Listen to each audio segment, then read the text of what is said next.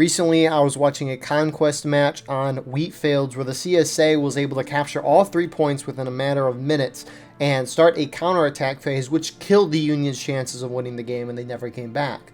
And because of that, I said that Conquest is an extremely biased game mode, especially biased towards the CSA. However, I had a comment saying when you look at the map, each side has the same distance roughly to each point. Therefore, the CSA just sprinted right from their spawn to point while the Union took their time getting their bayonets and loads. And so that made me wonder, how long does it take to get from your main spawn to each point on all of the Conquest maps? And that's what we'll be looking at today. So for this experiment, I would spawn in on every single Conquest map on both sides and run to every single point and compare the times, which you'll see later in this video. What I would do when I would spawn in is I would sprint for as long as I can, which is 1 minute and 39 seconds before my character runs out of stamina, and I need to spend some time to regain that stamina in order to sprint again. For the sake of consistency though, once I ran out of stamina, I would just double quick it to the rest of the point. Therefore, the times that I get will obviously be different if you try to sprint as much as possible when going to the point. And if you take a different path than what I do, you will also get a different time than what I got. So with that being said, here are my times.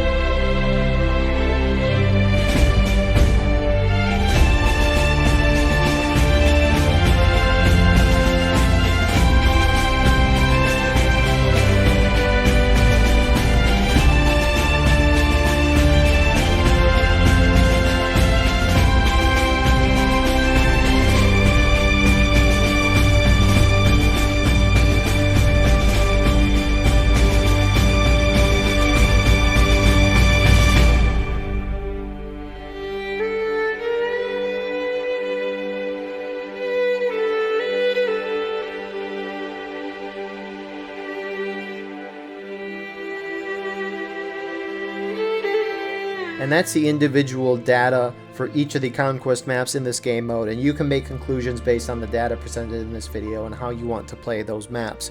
But for general data, what is kind of surprising is out of these 54 total points in this game mode, 29 of them favor the USA and 25 of them favor the CSA.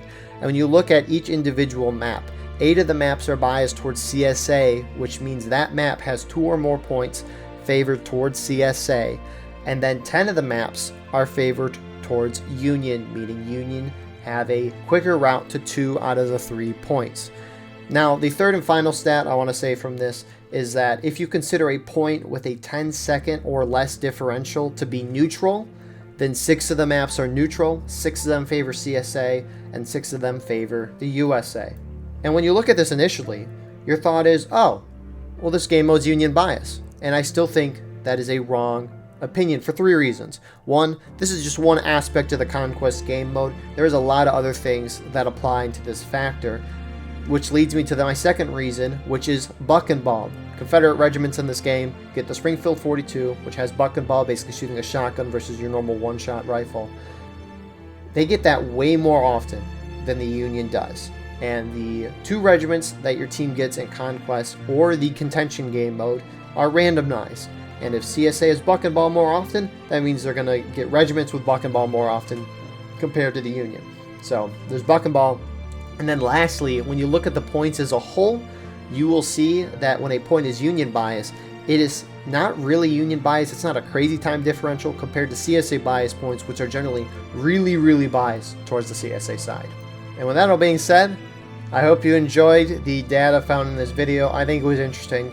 Spent way too much time running around in War of Rights, stat pad those hours. But anyways, thank you all for watching. I hope you enjoyed, and we'll see you in the next one. Have a wonderful rest of your night.